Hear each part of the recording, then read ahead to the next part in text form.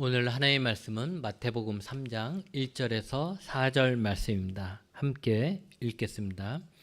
그때 세례 요한이 이르러 유대 광야에서 전파하여 말하되 회개하라 천국이 가까이 왔느니라 하였으니 그는 선지자 이사야를 통하여 말씀하신 자라 일렀으되 광야에 외치는 자의 소리가 있어 이르되 너희는 주의 길을 준비하라 그가 오실 길을 곧게 하라 하였느니라. 이 요한은 낙타털 옷을 입고 허리에 가죽띠를 띠고 음식은 메뚜기와 석청이었더라. 아멘. 오늘은 12월 1일입니다. 12월이 시작되는 날입니다. 그리고 오늘은 대림절이 시작되는 첫 주입니다. 우리가 쓰는 달력은 1월 1일부터 새해가 됩니다. 그러나 교회력은 대림절에서부터 새해가 됩니다. 그러니까 교회력으로 볼 때 오늘이 새해입니다. 그런데 재미있는 것은 그 대림절이 새해를 시작하는 그 대림절이 예수님이 오실 것을 기다리는 절기라는 것입니다.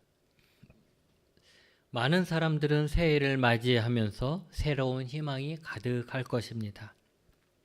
새로운 약속과 다짐도 하고 목표도 세웁니다. 그런데 교회는 새해 그렇게 힘차게 출발하는 것이 아니라 조용히 촛불 하나 켜고 구원자이신 예수님을 기다립니다. 그것도 4주에 걸쳐서 그렇게 기다립니다. 여러분 새로 시작하는 그 출발을 기다림으로부터 시작하는 것입니다. 자동차가 달리기 전에 먼저 연료를 채워 넣듯이 우리는 새해에 힘차게 달리기 전에 먼저 예수님이 오시기를 기다리는 것입니다.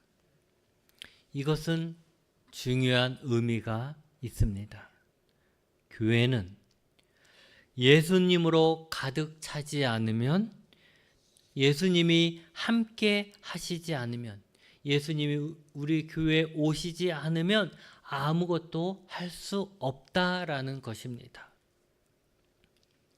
내 인생은, 나의 새해는 예수님이 오셔서 함께 하시지 않으면 새로운 해가 될 수 없다라는 것입니다. 그래서 새해, 새 출발은 오실 예수님을 기다리는 것으로 시작합니다. 여러분이 2025년에 어떤 목표를 가지고 있던지 간에 가장 먼저 해야 할 것은 예수님을 기다리는 것입니다. 그래서 예수님과 함께 2025년을 살아가는 것, 예수님과 함께 그 목표를 향해 나아가는 것이 되어야 합니다. 여러분, 새해는 늘 우리에게 희망을 이야기합니다. 이제 새해가 되었으니 새롭게 시작하자. 어두운 과거는 잊어버리고 힘들었던 것은 다 지나가게 하고 이제 새롭게 시작하자. 이제 나도 할 수 있다. 새해는 달라지겠다 등 많은 결단을 하고 희망을 갖습니다.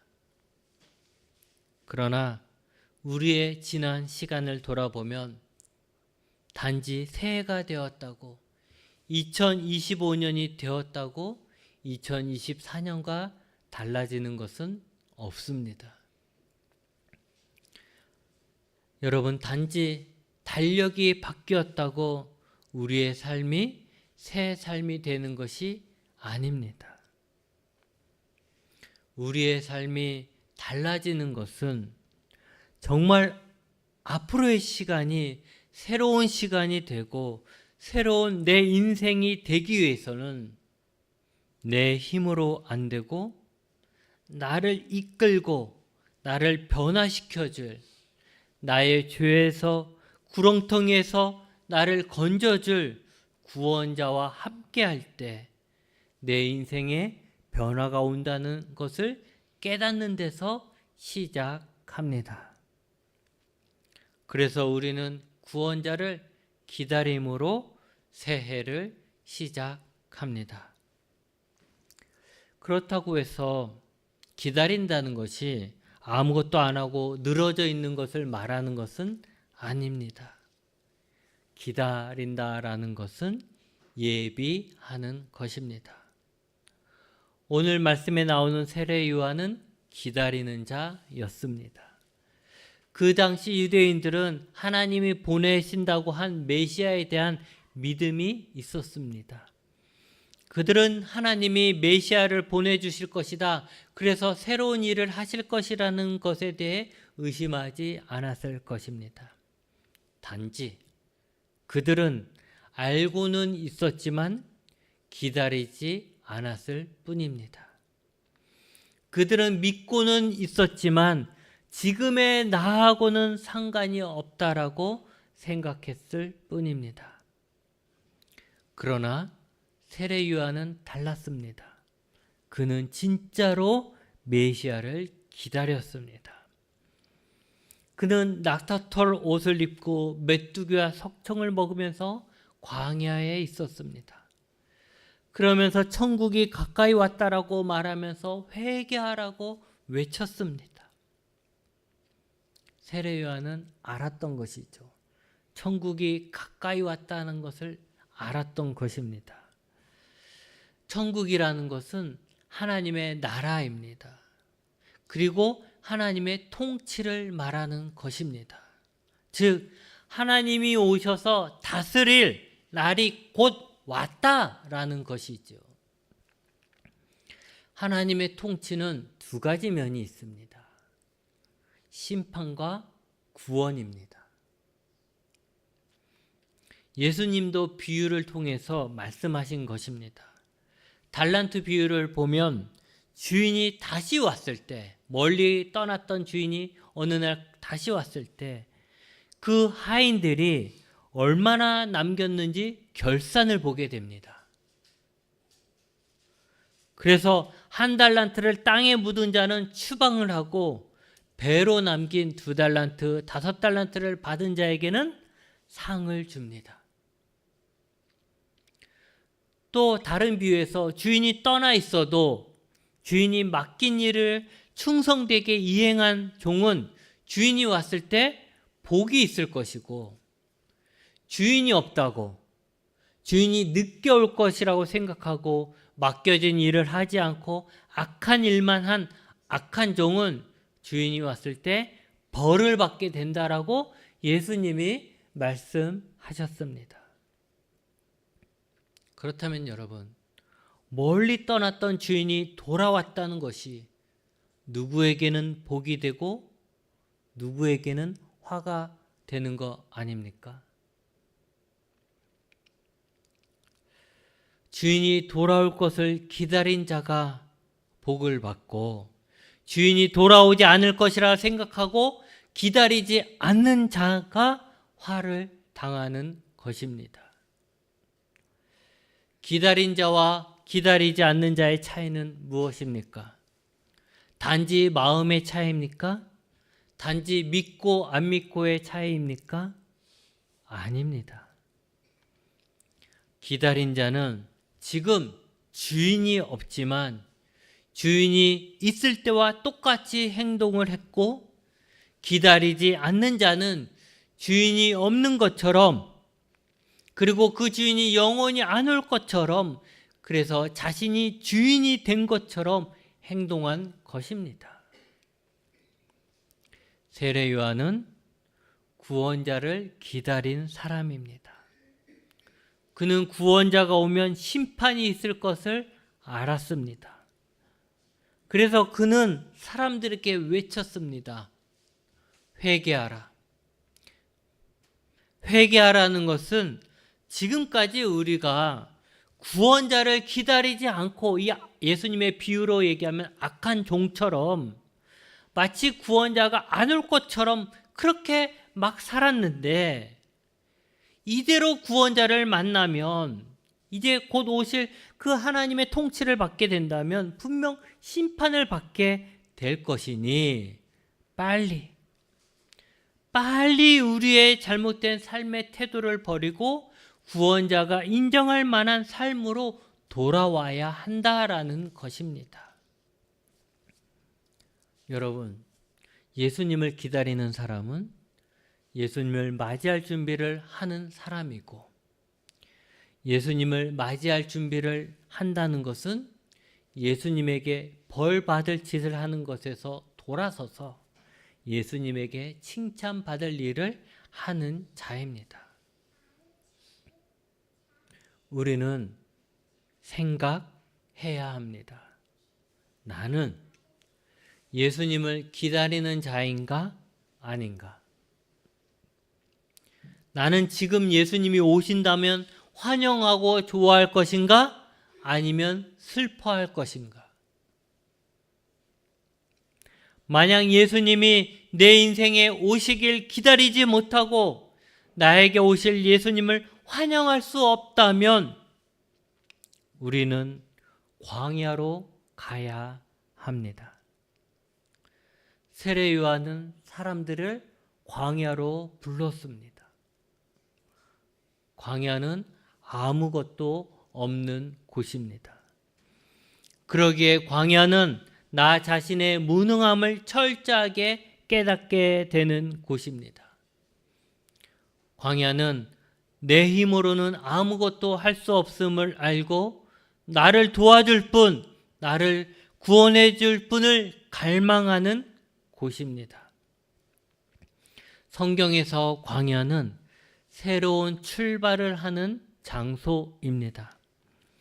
이집트의 노예가 하나님의 백성으로 변화되는 장소가 광야입니다.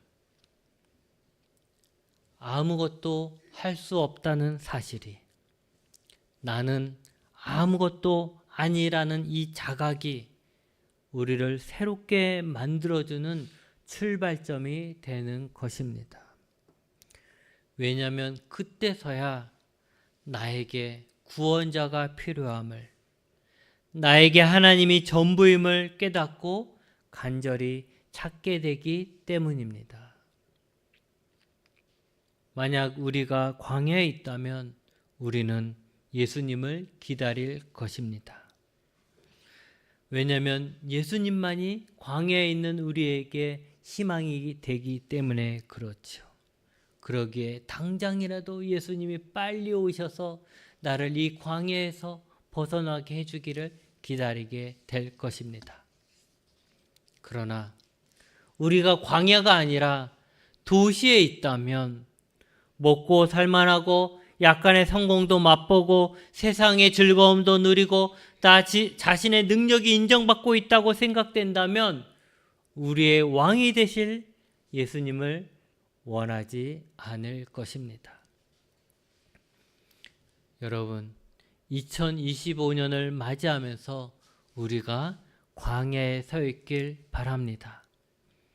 거짓된 것에 현혹되고 약간의 성공과 과장에 뭔가 된 것처럼 착각하고 내 힘으로 뭐든지 다 할 수 있을 것 같고 세상의 즐거움에 빠져서 예수님을 믿지만 예수님을 기다리지 않는 그런 평안보다는 철저하게 무너지는 광야, 그래서 나에겐 구원자이신 예수님이 필요하다는 걸 깨닫고 예수님을 목 놓아 부르짖는 그런 광야에 서야 합니다.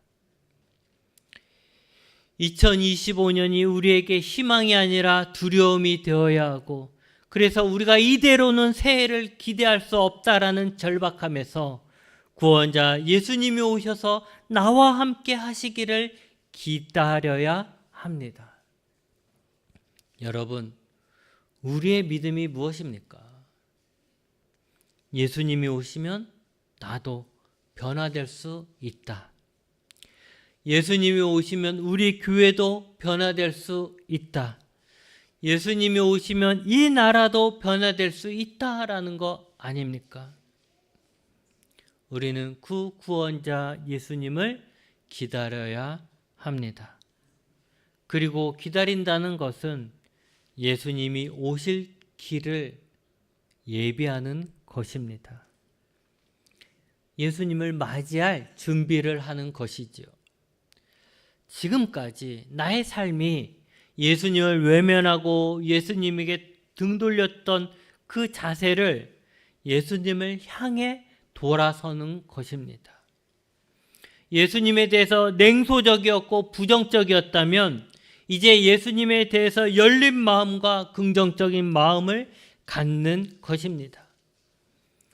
예수님 오실 길에 죄의 덩어리를 잔뜩 쌓아 놓았다면 이제는 예수님이 오실 그 길을 위해 그 불신의 죄를 치우고 그 길을 평탄하게 해야 하는 것입니다. 그러기 위해서 우리는 회개해야 합니다. 이미 예수님을 믿는 우리가 뭘 회개해야 할까요? 우리의 믿음 없음을 회개해야 합니다. 우리가 우리의 삶을 예수님께 드리지 못하는 것, 예수님에게 헌신하지 못한 것이 우리의 믿음 없음입니다. 예수님을 믿는 자는 예수님의 말씀을 듣고 예수님을 따르는 자입니다. 사람들에게 물어보십시오. 왜 예수님을 따르며 삽니까? 왜 예수님에게 헌신하며 삽니까? 그들은 대답할 것입니다. 예수님을 믿기 때문입니다. 그렇다면 반대도 마찬가지 아니겠습니까?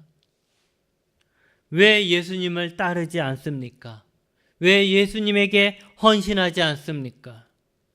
여러 이유를 대겠지만 가장 근원이 되는 이유는 예수님을 믿지 않기 때문입니다. 오늘 내가 예수님을 따르는 것이, 오늘 내가 예수님에게 헌신하는 것이 손해라고 생각하고 있기 때문이고 그것은 어리석은 일이라고 생각하기 때문입니다. 근데 그런 생각 자체가 예수님을 믿지 않는다라는 것입니다. 여러분, 우리는 믿지 않는 자를 따를 수 없습니다. 더구나 우리의 전 인생이 걸린 것이라면, 우리의 미래가 걸린 일이라면 우리가 확실하게 믿지 않고는 따를 수 없는 것입니다. 여러분, 우리가 예수님을 믿는다고 하는 고백이 우리의 미래를 걸 만큼, 우리의 목숨을 걸 만큼 무거운 고백입니까? 그러길 원하십니까? 그러기에 우리는 예수님을 맞이할 준비를 할 때 제일 먼저 회개를 해야 하는 것입니다. 예수님, 내가 예수님을 온전히 믿고 맡기며 헌신하지 못했습니다. 끝까지 예수님을 믿고 나가지 못하고 중간에 멈추었거나 다른 길로 갔습니다. 예수님이 오실 것이라는 것을 알지만 진심으로 믿지는 않았고 기다리지도 않았습니다. 힘들고 불편한 광야에서 예수님을 기다리지 못하고 편안하고 안락한 도시에서 예수님을 잊고 살았습니다.